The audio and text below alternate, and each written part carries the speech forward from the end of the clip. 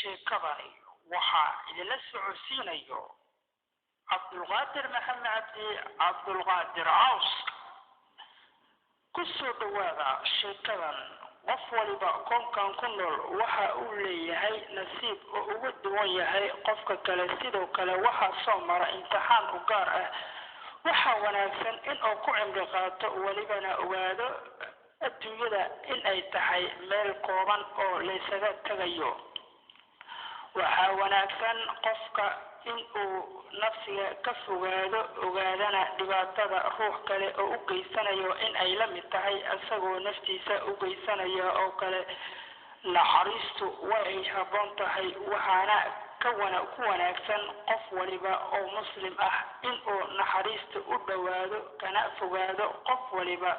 walaashiis amba walaalkiis dhibaatada oo u geysanayo haddii dhibaato u geysato ruux kale oo muslim ah adigoo qiyaano amba waxyaabo kale raadinayo waxaa shaki ku jirin in maalin laga abaalmarinayo sheekadani qalinka waxaa u qaatay al-ustaad cabdulqaadir maxamed cabdi cawse amba ka daabo bogga internetka aan ku leenahay oo ah www.radiobanaadir.com amba ciwaankeyga oo ah rijaal55@hotmail.com amba facebook cabdulqaadir cawse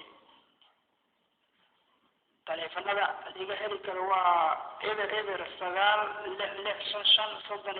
9665363 amba yarka ay ku dhacday qisadan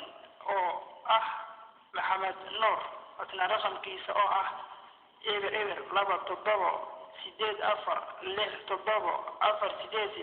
2764 la soco qaybta labaad goordhow